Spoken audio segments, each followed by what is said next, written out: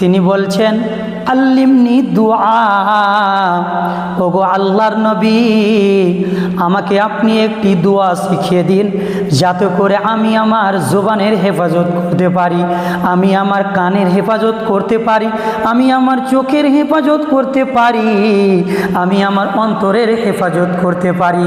হাদিস বর্ণনাকারী হযরতে সাকাল ইবনে হুমাইদ রাদিয়াল্লাহু তাআলা আনহু তিনি বলছেন কুলতু ইয়া রাসূলুল্লাহ, ওগো দয়ার নবী আমাকে আপনি একটি আল্লিমনি দুআ, আমাকে আপনি একটি দোয়া শিখিয়ে দিন।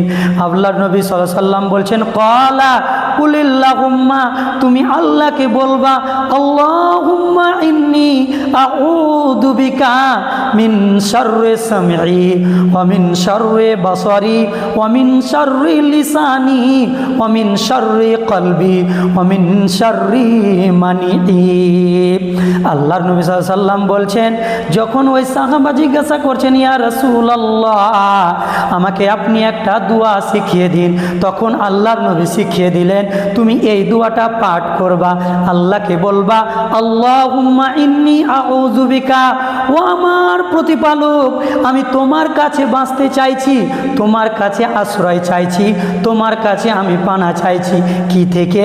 মিন শাররি সামঈ, কানের অপকর্ম থেকে আমি তোমার কাছে বাঁচতে চাইছি। অমিন শাররি বাসারি, এবং আমি আমার চোখের অপকর্ম থেকে বাঁচতে চাইছি।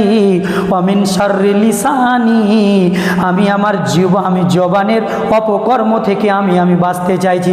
অমিন শাররি কলবি, আমি আমার অন্তরের পথভ্রষ্টতা থেকে তোমার কাছে বাঁচতে চাইছি। অমিন শাররি মানিই, আর বীর্যর অপব্যবহার থেকে আমি তোমার কাছে পানা চাইছি।